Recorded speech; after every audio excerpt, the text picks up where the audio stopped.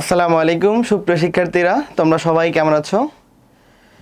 এবার তোমাদের সামনে আমরা সাম্প্রতিকের একটি ইন্টারেস্টিং বিষয় নিয়ে হাজির হয়েছি। তোমরা ক্যাপশন দেখেই বুঝতে পারছো যে 53 বছর পর চাঁদে গেল মানুষ। খুব ইন্টারেস্টিং একটা টপিক।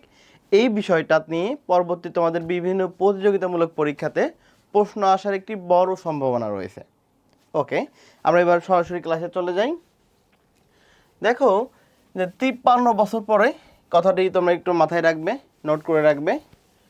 1 এপ্রিল বুধবার যুক্তরাষ্ট্রের কেনেডি স্পেস সেন্টার থেকে ওরিয়ন ক্যাপসুলে এই ঐতিহাসিক যাত্রা শুরু হয়।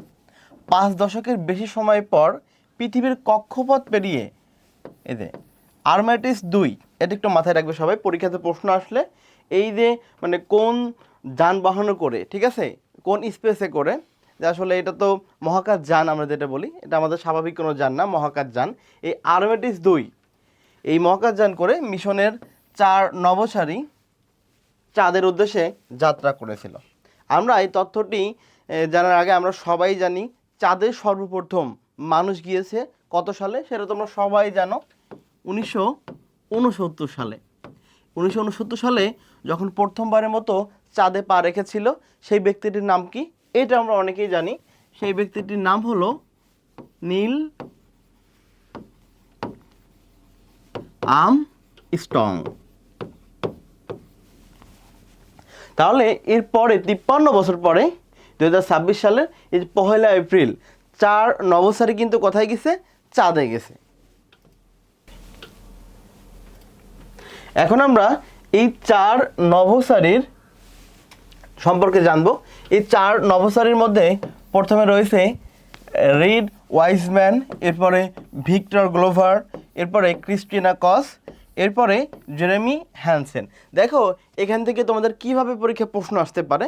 তোমাদের 4 জনের নাম সরাসরি মুখস্থ করার প্রয়োজন নেই, তবে তোমরা একটু কৌশলে নামগুলো মনে রাখবে। কিভাবে? দেখো পরীক্ষাতে এইভাবে প্রশ্ন আসবে যে কোন ব্যক্তি বা নিম্নের কোন ব্যক্তি সর্বশেষ মানে চাঁদে যাওয়ার সময় তিনি অংশগ্রহণ করেনি, ঠিক আছে?